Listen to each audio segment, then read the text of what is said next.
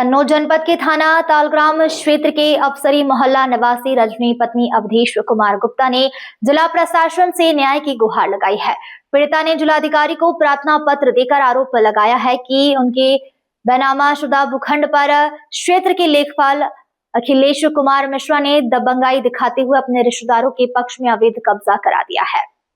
पीड़िता के अनुसार संबंधित अराजी का विधिवत पैमाना उसके नाम दर्ज है, जिसके बावजूद लेखपाल द्वारा कथित रूप से मनमानी करते हुए उसकी जमीन पर कब्जा कराए जाने से वे पिछले कई दिनों से परेशान है।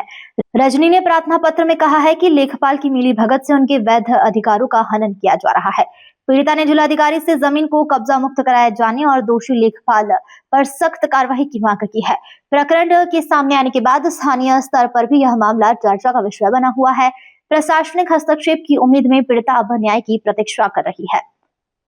दरअसल में एक प्लाट था सन 16 में, इसका बैनामा कराया गया था। ये रजनी देवी के नाम से है।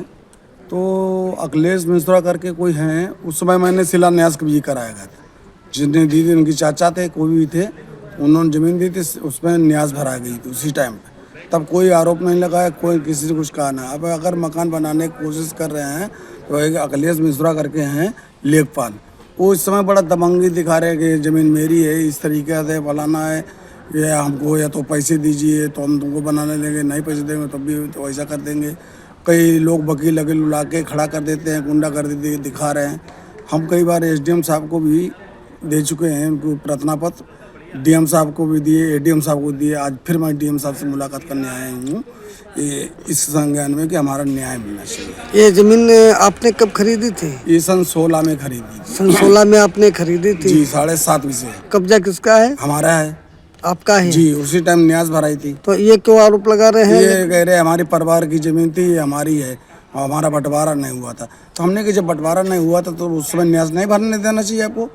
जब उस समय ली थी तभी न्यास भरी थी, और उसमें अगर ना ली होती, न्यास ना भरा होते तब कुछ नहीं था। जब न्यास भरा के उस टाइम कंप्लीट ली तब आपने कोई आरोप नहीं लगा। आज तो हमसे दबंगी दिखा रहे इस तरीके से। प्लाट बना लिया आपने? हाँ, प्लाट भी न्यास भरी भराई है, उसमें बनाने की प्रक्रिया चालू है।